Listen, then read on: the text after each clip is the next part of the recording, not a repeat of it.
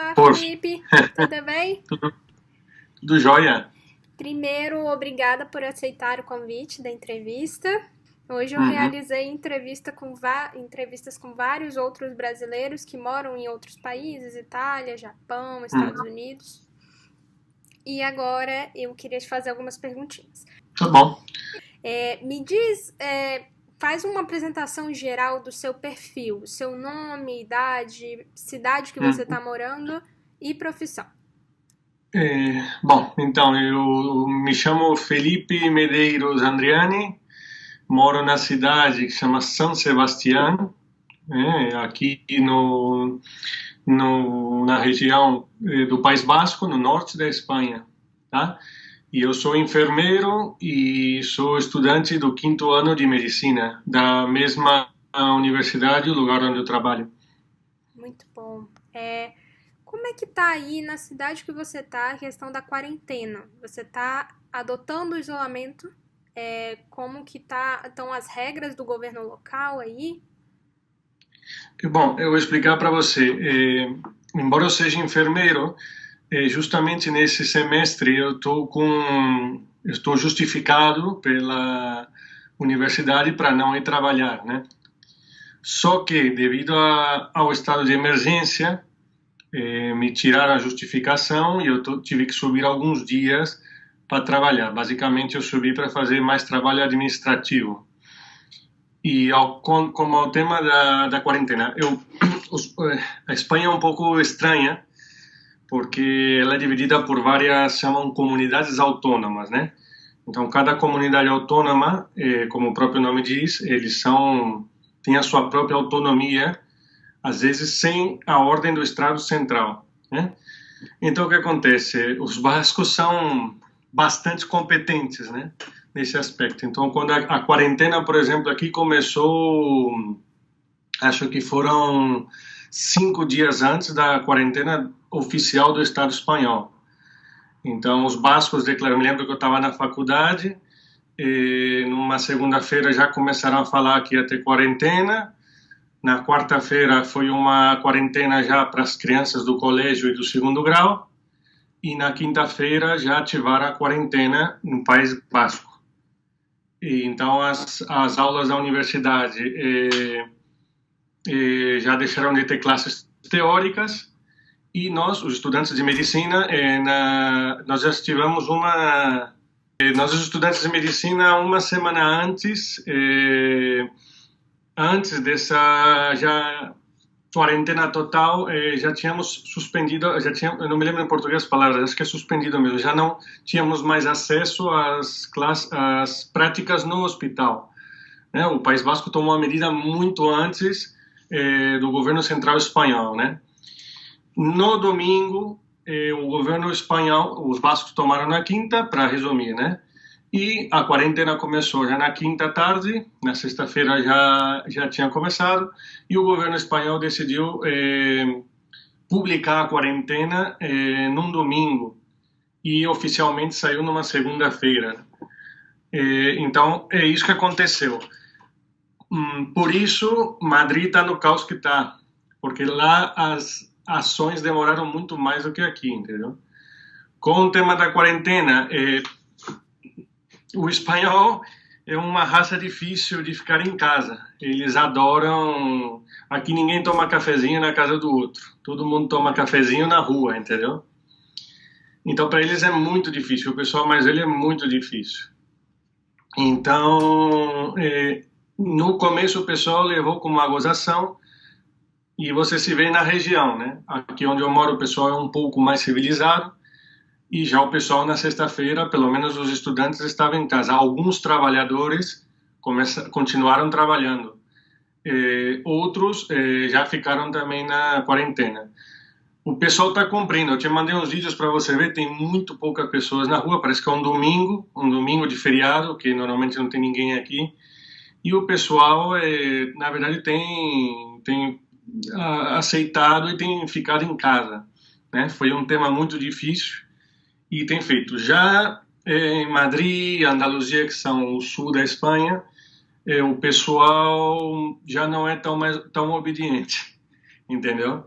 Então, a atitude que o governo fez foi colocar multas. As pessoas que estavam nas ruas e saíam sem justificação, né? Depois eu explico quais são as justificativas que você pode sair. Essas pessoas foram multadas. Então, no primeiro dia, acho que foram 90 multas só em Madrid. E a partir daí, realmente, foi onde o pessoal de Madrid para baixo, né? Do centro para baixo na Espanha, para o sul da Espanha, o pessoal começou a respeitar muito mais a quarentena.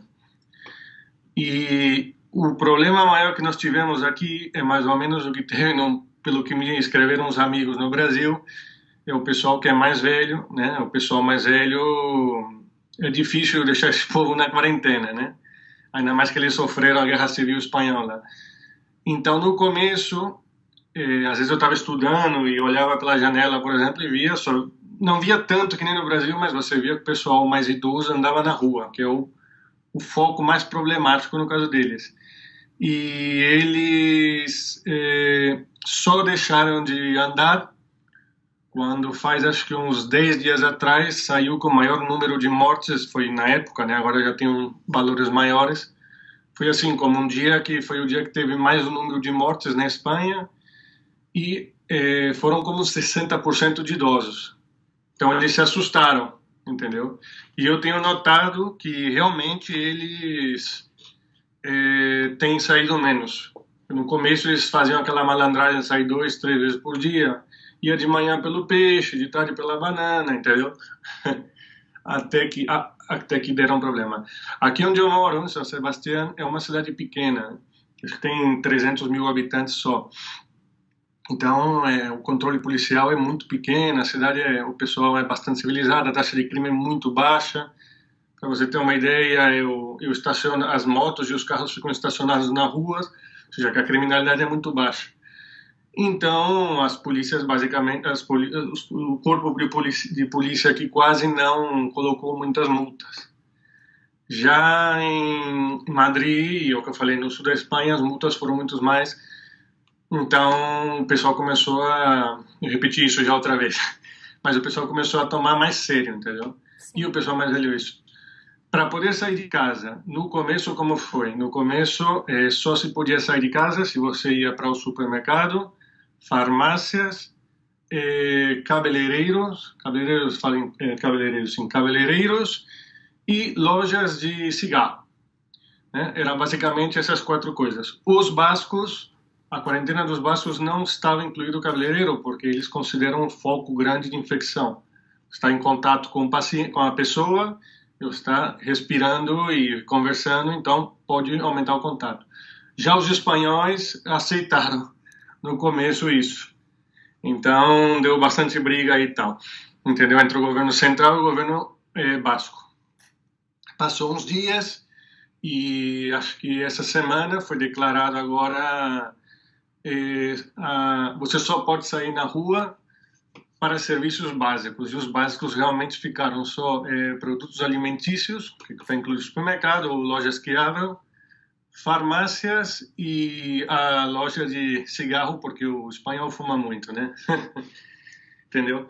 Só que as pessoas que trabalham, antes as pessoas podiam ir para as empresas trabalhar, né? Por exemplo, se você era, não sei, um técnico de computador, e você tem a sua loja, você podia deixar a loja como abrir como uma situação, alguém vai lá, te leva e pronto. Ou mecânico de carro, o que seja. Agora, com essa nova restrição, só pode ser atendido em serviços de emergência. Então, por exemplo, se o seu carro fura um pneu, você chama o guincho pega, te leva o seu carro no mecânico, você não tem contato, o guincho vai e te leva, o mecânico abre, conserta e algum dia você vai lá e pega. Você já não pode ter mais o contato. Também estão restringindo muito mais pessoas. É uma pena que eu não pude te mandar um vídeo que eu queria mandar da Baixada do Hospital com a estrada e tal, mas a polícia estava lá. A polícia está vigiando bastante o hospital que eu te comentei. Sim. As obras também, as obras que tinham, construção da rua, os pedreiros e tal, estão todas paralisadas também. Então hoje eu fui no supermercado e fiquei impressionado de ver porque realmente está tudo vazio, entendeu? Então a situação está assim. Como é ficar em casa? Porque eu vejo que muita gente me pergunta como é que eu estou fazendo para ficar 15 dias em casa. Que no meu caso, os 15 dias passaram assim de rápido, entendeu? E as pessoas perguntam, como pode ser? Eu moro num apartamento de 68 metros quadrados, como é que pode ser que passe tanto? Bom, desses 15 dias, eu subi para trabalhar uns 4 dias. E não trabalhei às 7 horas, que é o turno de enfermagem aqui. Eu trabalhei, acho que cada dia umas 3, 4 horas, até a pessoa que eu estava substituindo chegar no posto de trabalho dela. E, além disso, como eu tenho que estudar, estou aproveitando o tempo para estudar. Peguei uma semana de férias para ver um pouco de televisão, essas coisas, ler livros, tal, escutar música, que no terceiro dia eu já estava já cansado, e aí eu comecei a estudar. Então, no meu caso, passou rápido por causa disso. Sim. Agora, cada dia mais eu vejo os vizinhos, porque você vê pela janela, às 8 horas aqui sai todo mundo aplaudir, o pessoal sanitário e as pessoas que estão ajudando em geral, né? Polícia, o exército que está na rua agora, os distribuidores, são o pessoal que está levando comida daqui para lá e um montão. E você vê que as pessoas estão começando a fazer atividades em casa, né? Hoje eu vi uma criança jogando bola hoje na terracinha, fala em português, né? Que eu não me lembro. No terraço. No terraço. Isso, no terraço. No terraço. Hoje eu estava andando de moto, quando eu vi um senhor fazendo exercício, esse tipo de coisa, né? E os espanhóis também, graças às redes sociais, um montão de gente que não sabia usar começou a usar, e se nota que as pessoas estão cansadas também, não vou mentir, tá? As pessoas estão muito cansadas de ficar em casa, mas a gravidade é tanta que as pessoas que estão vendo que vale a pena. E saiu um informe ontem, britânico. Eu não sei se não sei se tem saído no Brasil, mas os britânicos foram uns dos que também ignoraram a advertência da OMS da quarentena, igual os Estados Unidos, México e tinha outro país também. E os britânicos são bastante competentes também. Eles fizeram um informe dizendo que se na Espanha não tivesse feito a quarentena, eles têm calculado que o número de mortes aumentava em 14 mil pessoas. Eles acham que graças à quarentena é isso. Não sei se deram esse informe para ajudar as pessoas do país deles, entendeu? Porque lá o pessoal não tem feito muita quarentena. Eu tenho família lá, então eles não têm feito. Então, eu não sei. A gente estava com uma certa curiosidade sobre a questão de você estar trabalhando em um hospital neste momento. Você está trabalhando 4 horas diárias, mais ou menos? Não, essa é outra pergunta que me fizeram muitas pessoas, inclusive amigas brasileiras do Brasil. Eu estou trabalhando só 4 horas porque eu estou justificado, suspendido, ou seja, oficialmente agora não, durante 6 meses eu não vou trabalhar pela universidade. Tem um justificante da universidade que fala, essa pessoa está estudando, ela não vai trabalhar. Eu subi para trabalhar porque faltou algumas pessoas. Então, qual a diferença da cidade, do País Basco em concreto, do que a Madrid, que é central? O País Basco se organizaram melhor com números de trabalhadores. Tiveram a prevenção antes, fizeram uma prevenção muito antes, entendeu? Por sorte, aqui no País Basco, eles tinham acabado de comprar os respiradores, respiradores que falam em português, né? Os respiradores e iam mandar os velhos para a África. Então, como começou a entrar o coronavírus, aqui tinha mais máquinas para as pessoas que começaram a entrar na UTI, entendeu? As ações aqui foram maiores. Então, controlaram as máquinas, que por sorte tinha, o número de pessoas, fizeram os turnos mais corretos para evitar esse tipo de excesso de horas, entendeu? Porque senão o trabalhador deixa de ser produtivo, e é verdade mesmo, a partir de 10 horas o sanitário já começa a ser improdutivo, e o estoque e o armazenamento das coisas que precisa, luvas, máscaras faciais e avental, eles também solicitaram já justamente antes e guardaram no próprio armazém deles, tá? Isso foi o erro de Madrid.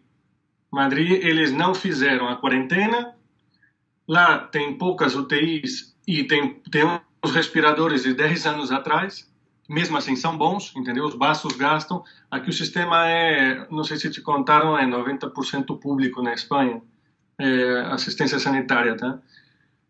Madrid, País Vasco e Catalunha normalmente são os melhores da Espanha. O melhor é o País Vasco, na parte de assistência sanitária, depois vem Madrid, depois vem a Catalunha. Madrid não quis gastar, a qualidade preço lá é muito ajustada tudo, entendeu?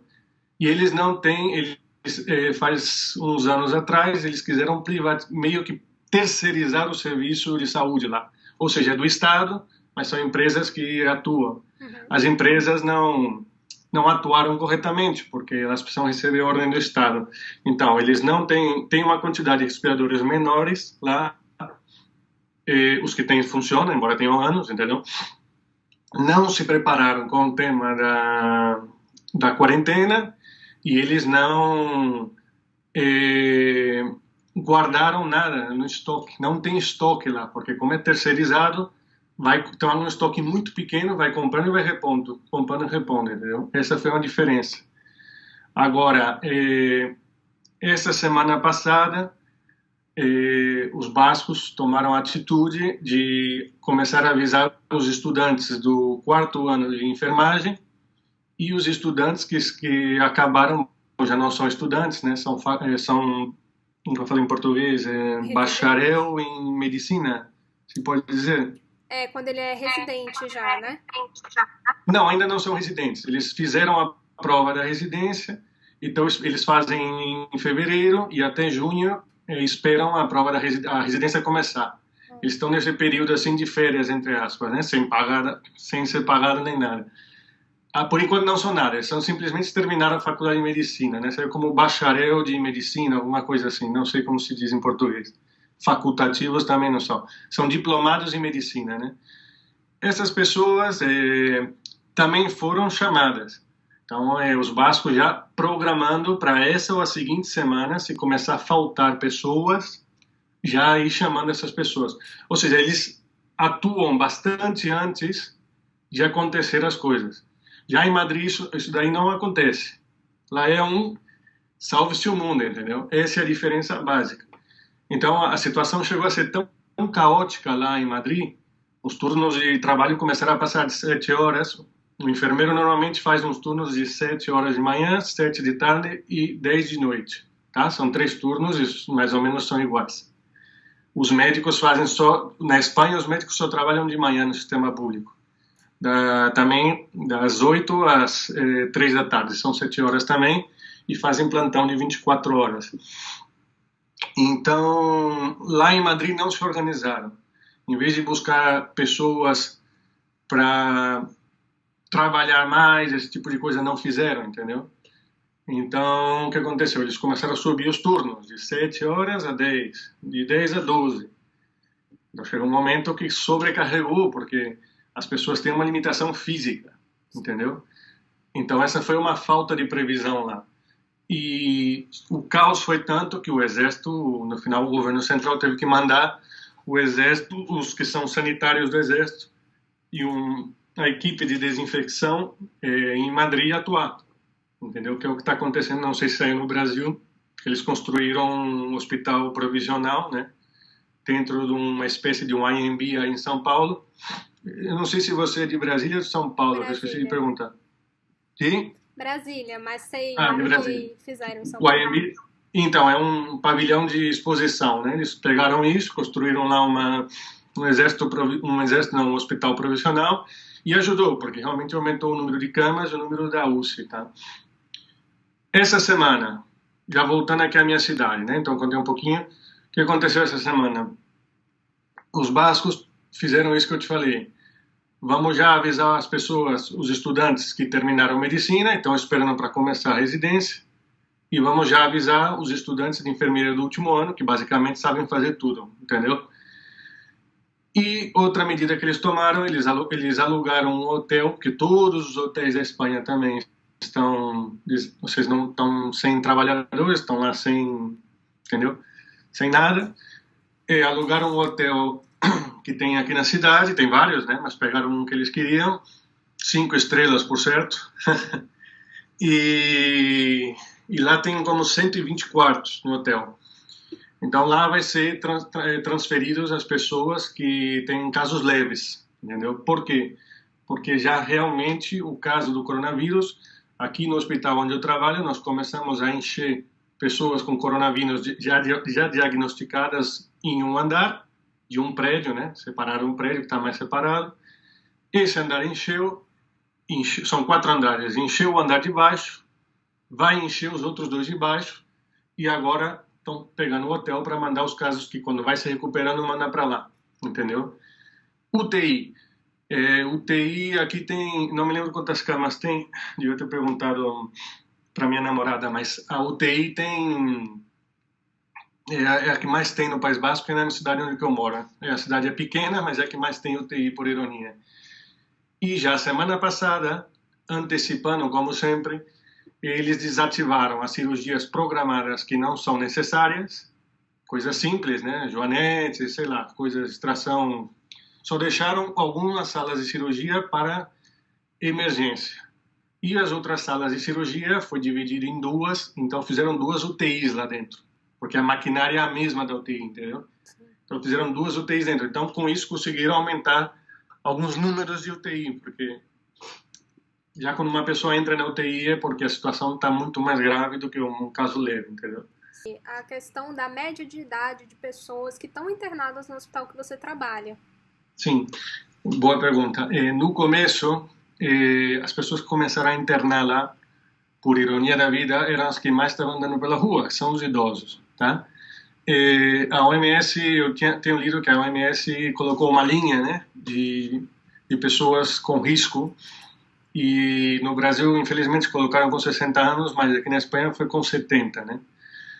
Então, realmente, as pessoas que estavam lá internadas, começaram no começo a internar, eram pessoas que são pessoas idosas, a partir dos 70 anos, e pessoas que normalmente, muitos que começaram, é que tinham alguma doença, alguma patologia de base. Por exemplo, tinham diabéticos, e o sistema imune deles são mais fracos, né, entre aspas. Teve pessoas que estavam fazendo hemodiálise e por andar na rua, né? Aqui a hemodiálise é uma coisa normal, as pessoas vivem 20, 30 anos fazendo hemodiálise. Então, essas pessoas acabam tendo um sistema de defesa, são mais fracos, entre aspas, né? Foram as primeiras que começaram, tá? Depois, isso foi um problema no começo, porque as pessoas sabiam que os idosos eram o que tinha, que eu aviso o pessoal do Brasil, e os idosos são um problema. Então todo mundo fala, eu e você somos jovens, as pessoas falam, nós não temos problemas, tá? Depois dos idosos começaram a vir pessoas de entre 45 e 55 anos. Então as pessoas começaram a ficar surpreendidas, porque falaram, os dados que vinham da China e da Itália não compreendiam essas pessoas. Vocês sabiam que você tinha sintomas leves, tal, mas não é uma coisa para entrar na UTI, entendeu?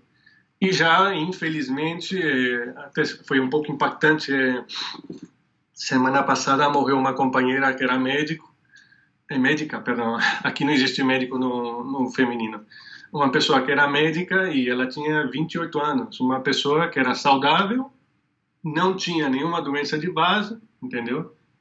Se contagiou e foi, no caso dela foi fulminante. Não deu nem 4, 5 dias, ela foi para UTI e já morreu. Né? Então é um caso que todo mundo está assim, né? Pô,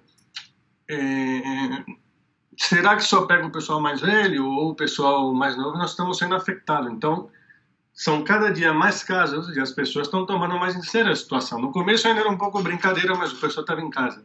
E agora realmente se vê que as pessoas estão ficando em casa, entendeu? É uma coisa que eu queria perguntar, até por questão de dúvida mesmo, de curiosidade. Qual tipo de tratamento vocês estão dando aí na cidade de vocês para pessoas com mais de 60 anos? Quando eles são internados, o que é possível fazer pela pessoa que está diagnosticada com Covid? Então, aí, essa semana me perguntaram até o pessoal de umas amigas que são enfermeiras, e o protocolo que nós estivemos fazendo aqui, tanto com roupa, quando morre, ou que tipo de tratamento, tá?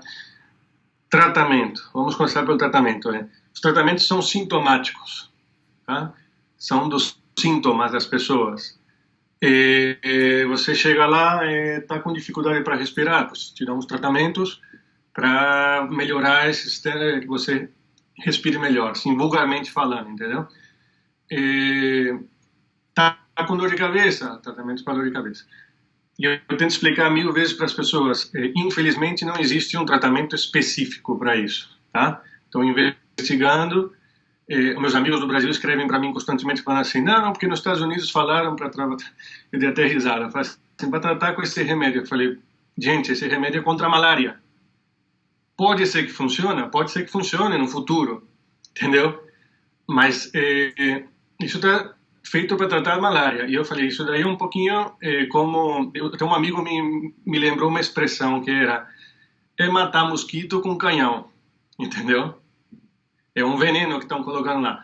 Pode ser que funcione, entendeu? Mas tratamento específico para esse vírus atualmente não existe, tá? São tratamentos sintomáticos. O tema da precaução, não sei se te interessa saber, o isolamento dele. Realmente o que as pessoas falam de precisar lavar a mão, evitar, quando você fala, eu tento explicar às pessoas por que é a distância de 1 metro, 1,5 metros ou 2. Qualquer pessoa quando fala, sai umas gotinhas da saliva, ou do próprio vapor do ar, né? Em medicina a gente chama isso gotículas de Fluger, né? E essa gotinha, quando cai na outra pessoa, você imagina que cai aqui na minha mão, entendeu? Bom, caiu na minha mão, até aí eu estou andando com ele na rua, não tem problema. Agora, quando eu froto assim, ou ponho na boca, ou ponho nos olhos, o vírus entra no corpo, vulgarmente falando. Então, o sistema de proteção do corpo é importante, tá? Então, eu chamo avental no Brasil, essas roupas que se usam, sem ser a isolada, para o dia a dia, para os enfermeiros e os auxiliares, por exemplo. Qual que é a roupa que eu indiquei e passei o protocolo para meus amigos? Usar luvas, não precisa ser estéril, com luvas normais serve, e usar o avental que tem de proteção, que é um avental descartável, tá? E usar, como mínimo, uma máscara facial para evitar contágio de que a outra pessoa, essas gotas, venham na sua boca. Só que aí gera um problema, tá? Esse é o isolamento básico que se usa para esse tipo de isolamento de gotas, que chama, que é uma das partículas que eu te comentei antes, tá? Tá, só que o que acontece? Essa máscara, realmente, para os enfermeiros e para os auxiliares, não são ideais. Por quê? Porque, embora a gota não entre, o vírus é muito menor. Ele passa a tela e te entra pela respiração. Esse é o problema. Daí a importância do uso da máscara facial importante. Tá? No pessoal sanitário, para evitar o contágio para eles. Se alguém quer comprar para andar na rua, também pode usar. Tá? Outra questão que estava me perguntando. Uma pessoa morta, quando está morta, já não tem problema, porque deixa de respirar. Tá? Tem que ter cuidado com isso. Uma pessoa morta, o protocolo é aconselhável deixar a mesma máscara nela. As pessoas que estão infectadas têm que usar a máscara, teoricamente. Porque assim, cada vez que ela fala, evita que, por exemplo, a saliva não caia na outra pessoa. É questão de higiene. Os asiáticos, por exemplo, quando estão com gripe, uma gripe normal, eles põem uma máscara normal. Por quê? Para evitar contagiar outra pessoa. Ele já está contagiado. Essa é a mentalidade que tem que mudar um pouco aqui no Ocidente, entendeu? Lá, os orientais são muito mais educados e higiênicos nesse aspecto. Então, essa máscara seria por causa disso, tá? Outra coisa que me perguntaram se era necessário, eu não sei como é que fala no Brasil, uma máscara que é de plástico. No caso que se usa, às vezes, na sala de cirurgia, para evitar que o sangue entre em contato com a sua cara. Qualquer sistema de barreira na cara é melhor do que nada, entendeu? Assim de fácil. E, inclusive, muitas companheiras do Brasil começaram a ver que as pessoas cospem quando falam, porque falam assim, nossa, eu tenho a tela o ecrã, né, que eu descrevi, o plástico, um montão de gotinhas, eu falei. Então, não é o método mais ideal, mas já é um método de barreira que é importante, entendeu? Sim. E remédio e tal, e a terceira coisa não me lembro, mas o tratamento, então, voltando ao tema, não tem tratamento específico, tá? É isso. Nossa, Felipe, muito obrigada. Que incrível, de É, verdade. igual eu até falei demais. Não, falou tudo que a gente precisava. Vai me ajudar muito. Obrigada, viu? Tá bom, obrigado, Hanna. Até Tchau, tchau. mais. Tchau, tchau.